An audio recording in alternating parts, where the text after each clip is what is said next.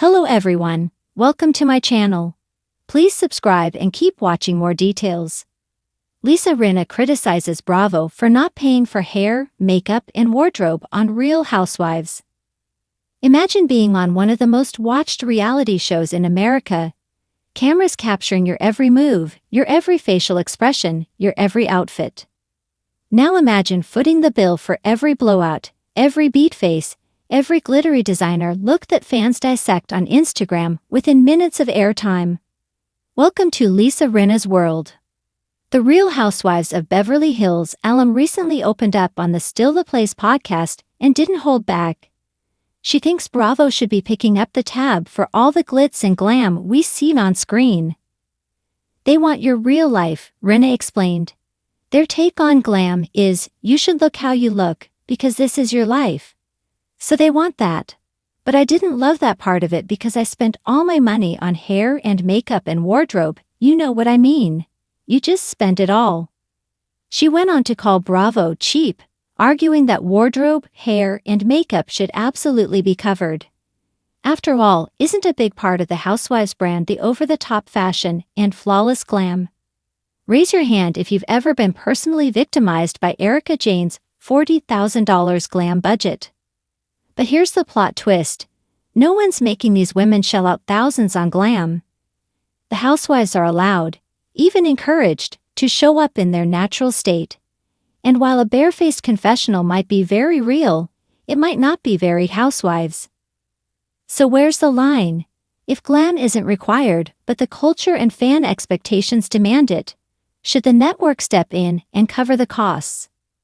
Or is this part of the unspoken deal? You bring the drama, the storyline, and the Swarovski-encrusted eyeshadow? Rinna's comments raise an interesting point about the hidden costs of fame.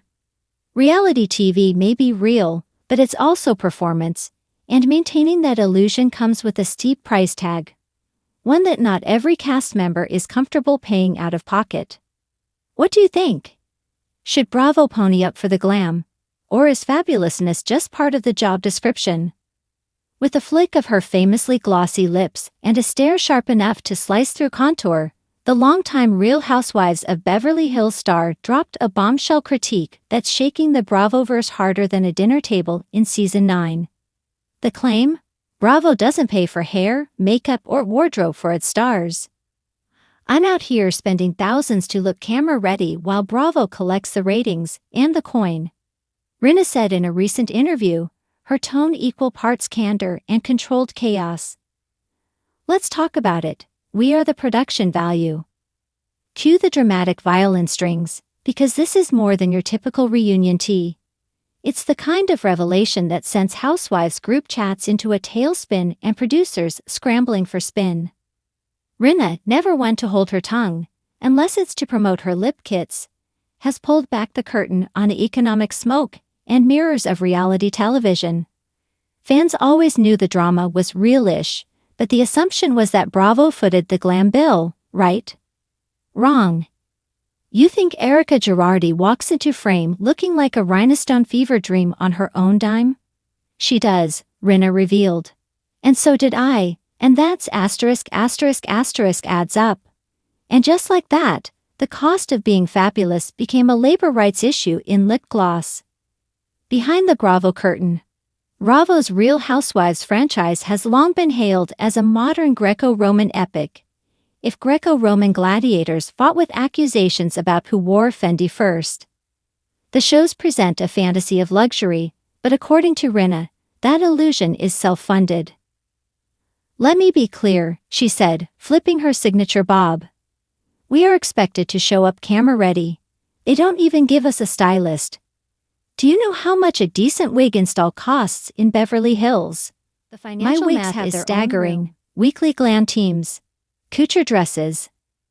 Themed cast trips with casual yacht chic dress codes. And none of it covered by production. It's reality TV, but the price tag is pure fantasy. Former castmates, including some who have long since traded their diamonds for quieter lives, or spin-offs, have started backing her up. We were told looking good was part of the job, one anonymous ex-housewife revealed. It's understood but never in writing. You either show up looking like $1,000,000 or you're edited out. Which is the cardinal sin of Housewives? Irrelevance. The true cost of being seen. Rinna's critique isn't just a diva's lament. It's a challenge to the invisible economics of reality fame, where being on brand is often a full-time job with no benefits, no styling allowance, and definitely no union representation. Imagine spending $40,000 a season just to be camera-ready, without any guarantee of screen time, fan appreciation, or a contract renewal. That's not vanity, it's venture capital. Rinna, ever the savvy businesswoman, calls it an investment in the brand of you. And when you're cut from an episode, she said, you don't get that money back. Your glam team doesn't refund you because Bravo didn't use the footage. What makes the matter sting even more? Bravo profits from those very visuals. The extravagant looks, the explosive fights in designer heels, the iconic reunion gowns, all of it becomes promotional gold. The network reaps the rewards, while Housewives foot the bills. Rinna's rebellion is part fashion expose, part Hollywood labor manifesto. Bougie and broke. Some fans have begun to reassess what they once mocked. We used to joke about housewives crying poor while wearing Balenciaga, said longtime viewer Carla Munoz of Fort Lauderdale. But now it's like, were they actually stretching budgets to stay relevant? And therein lies the truth of the Rinna revelation.